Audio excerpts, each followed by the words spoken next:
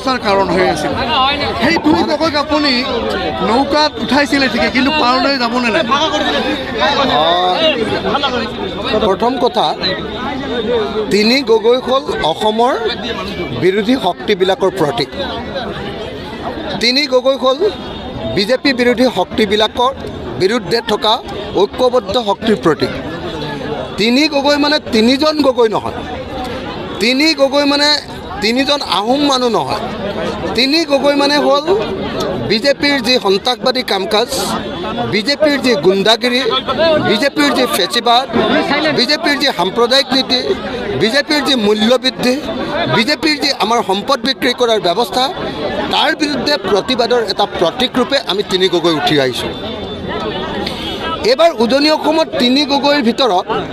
মই এজনেতো বিধানসভাত আছোৱেই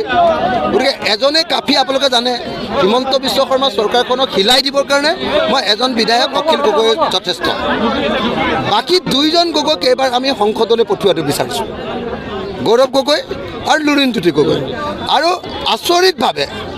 ইমানকৈ বিজেপিয়ে কৈ আছিলে যে বিজেপিৰ হাৱা মোদীৰ হাৱা সেইবিলাক সকলোকে ধূলিচ্ছাত কৰি উজনি অসমৰ যোৰহাট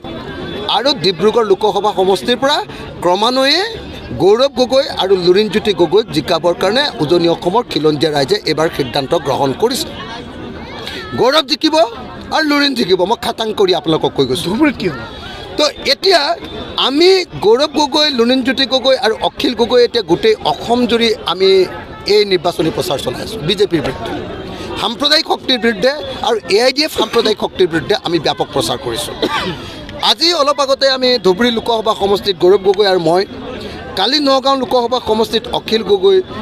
লুৰিণজ্যোতি গগৈ আৰু গৌৰৱ গগৈ আমি তিনিজনে একেলগে প্ৰচাৰ কৰিছোঁ তাৰ আগত আমি কৰিমগঞ্জত একেলগতে প্ৰচাৰ কৰিলোঁ আৰু এনেকৈ আমি এইবাৰ তিনি গগৈয়ে ঐক্যবদ্ধভাৱে সিদ্ধান্ত লৈছোঁ যে আমি বিজেপি দলক যেতিয়ালৈকে পৰাজিত কৰিব নোৱাৰিম তেতিয়ালৈকে আমি ঐক্যবদ্ধ হৈ থাকিম আমাৰ তিনি গগৈৰ প্ৰধান উদ্দেশ্যটো হ'ল 2026 চনত হিমন্ত বিশ্ব শৰ্মা চৰকাৰখনৰ ব্ৰহ্মপুত্ৰত উটুৱাই দিয়া আৰু হিমন্ত বিশ্ব শৰ্মা চৰকাৰক 2026 চনত ব্ৰহ্মপুত্ৰত উটুৱাই দিওঁতে AIDFৰ তলা চাবিটোৱে আমি হিমন্ত বিশ্ব শৰ্মাৰ চকীখন আৰু বদৰুদ্দিন আজমলৰ চকীখন দুইখন একেলগতে তলা লগাম আৰু দুইখনক একেলগতে ব্ৰহ্মপুত্ৰত পেলাই দিম আৰু ব্ৰহ্মপুত্ৰত পেলাই দি দুটা সাম্প্ৰদায়িক শক্তিৰ পৰা আমি 2026 চনত অসমক মুক্ত কৰিম তিনি গগৈৰ সংকল্প এই মুহূৰ্তত এইটোৱে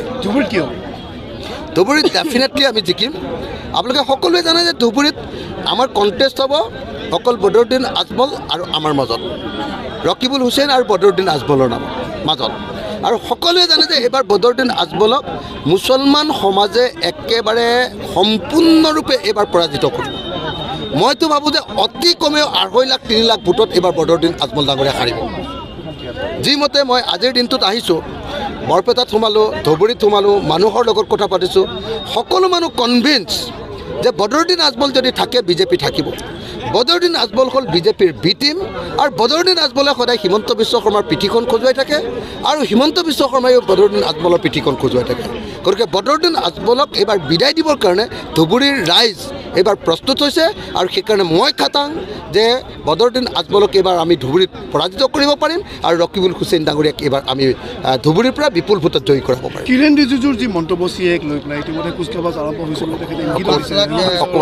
ইতিমধ্যে আলোচনা হৈছে আৰু হিমন্ত বিশ্ব শৰ্মাৰ লগতো আলোচনাত ইতিমধ্যে কেইবাবাৰো মিলিত হৈছে